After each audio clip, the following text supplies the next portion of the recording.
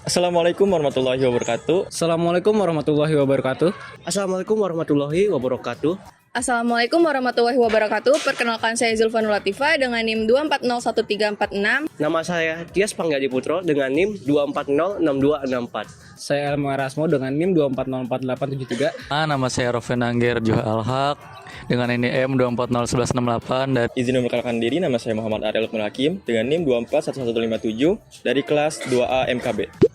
Google Meet merupakan platform video conferencing berbasis cloud yang dikembangkan oleh Google sebagai bagian dari Google Workspace yang sebelumnya bernama G Suite. Google secara resmi diluncurkan pada bulan Maret tahun 2017.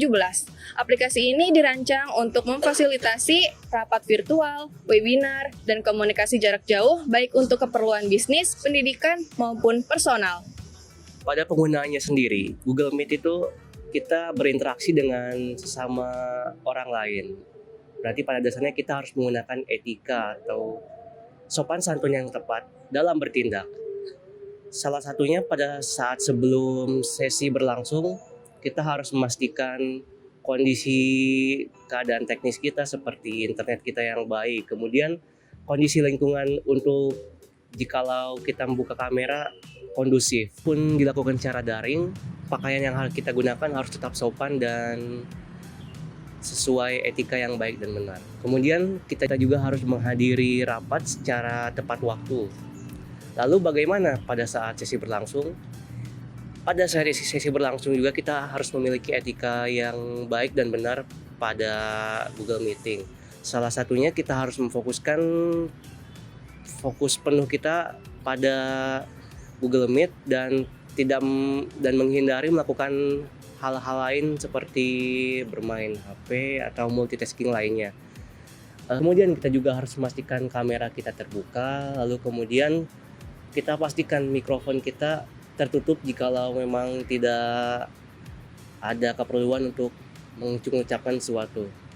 Kemudian pada saat kita ingin mengucapkan sesuatu, hindari memotong pembicaraan orang lain dan bergantian saat ingin berbicara. Kemudian jikalau kita ingin meninggalkan meeting lebih awal, alangkah baiknya kita mengucapkan sesuatu dulu atau berpamitan kepada peserta meeting lainnya. Kemudian dalam konteks pembelajaran, jikalau kita ingin menggunakan fitur-fitur yang berkaitan dengan pembelajaran seperti board, kita harus memastikan mematuhi instruksi dari pengajar. Oke, kita lanjut ke fitur-fitur Google Meet. Yang pertama itu ada kualitas video. Versi gratis Google Meet mendukung video berkualitas HD atau 720p. Namun untuk kualitas Full HD 1080p, fitur ini hanya tersedia di versi premium. Terus yang kedua ada jumlah peserta dan durasi rapat. Versi gratis mendukung hingga 100 peserta dengan durasi 60 menit untuk grup. Versi premium mendukung hingga 150 sampai 500 peserta dan durasi hingga 24 jam atau tidak terbatas. Terus yang ketiga ada raise hand dan emoji reaction. Fitur raise hand dan emoji reaction tersedia di semua versi.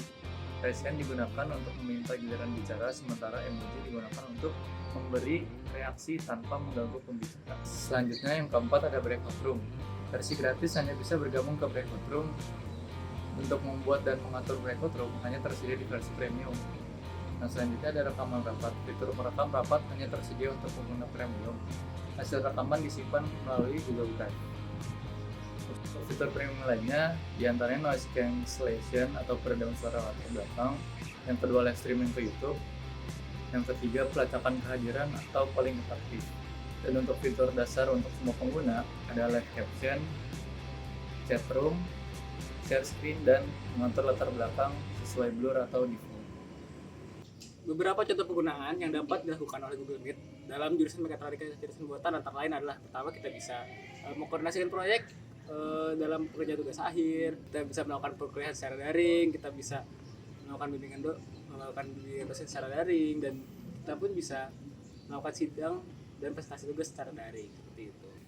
Ada pun beberapa kelebihan yang dimiliki oleh Google Meet ini. Pertama adalah integrasi dengan Google Workspace ya. Jadi Google Meet ini itu terhubung dengan Gmail, Google Calendar, Google Drive, dan berbagai aplikasi Google lainnya. Yang kedua, Google Meet ini memiliki akses yang mudah digunakan oleh berbagai kalangan, bisa diakses lewat browser ataupun aplikasi seperti itu.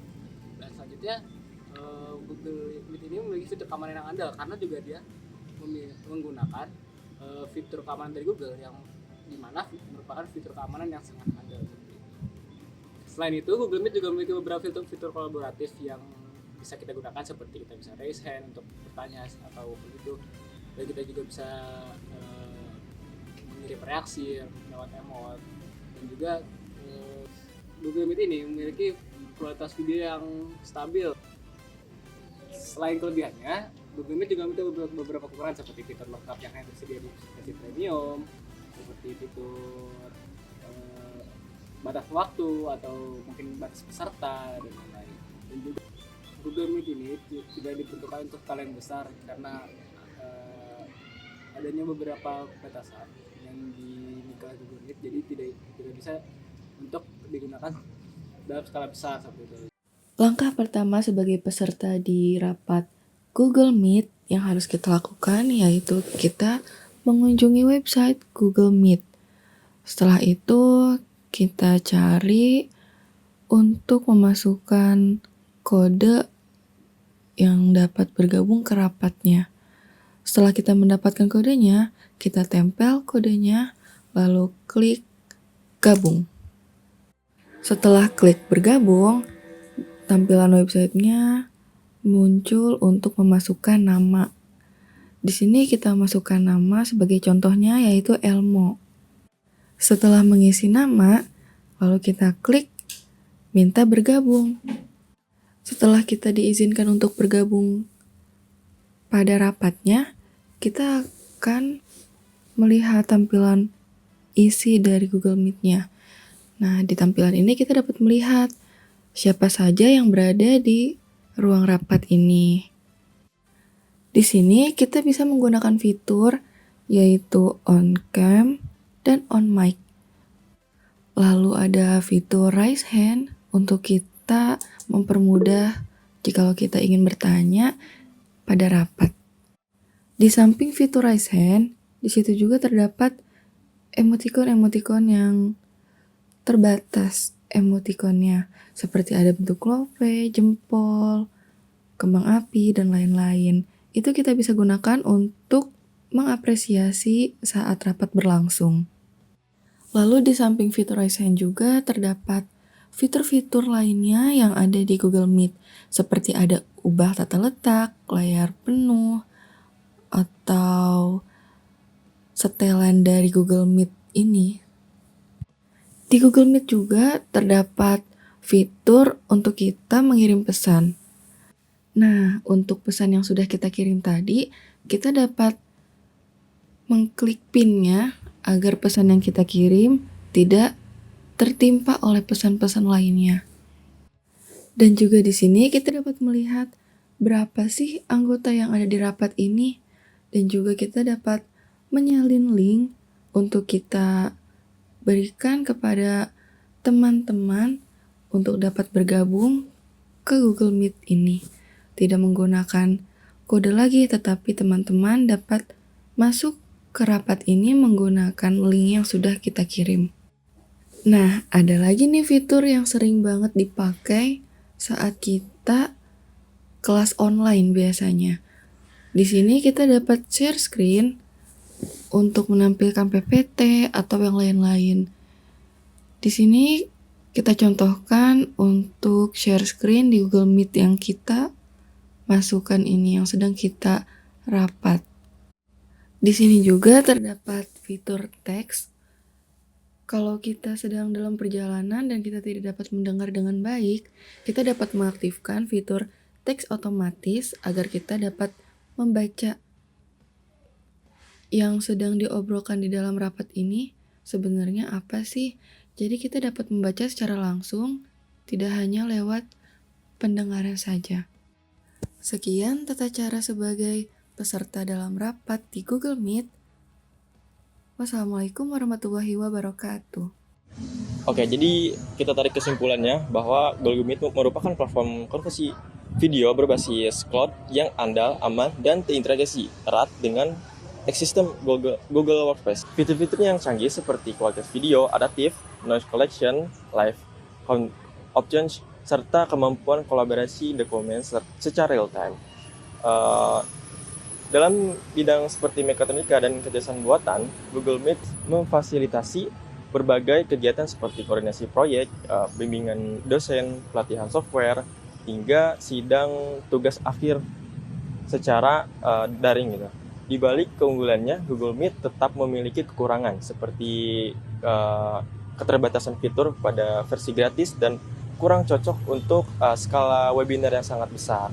Jadi pengguna juga perlu memperhatikan etika di digital agar interaksi berjalan profesional dan efektif. Jadi teman-teman di sini kita ada rekomendasi juga untuk memaksimalkan manfaat dari Google Meet. Disarankan agar institusi pendidikan dan pengguna profesional mempertimbangkan pengguna versi berbayar agar dapat mengakses fitur-fitur sehingga lanjutan seperti rekaman, lalu laporan kehadiran, dan kapasitas peserta yang lebih besar. Selain itu, pelatihan singkat mengenai etika digital dan pemanfaatan fitur Meet juga dapat meningkatkan efektivitas penggunaan platform ini di dalam kegiatan akademik dan kolaboratif.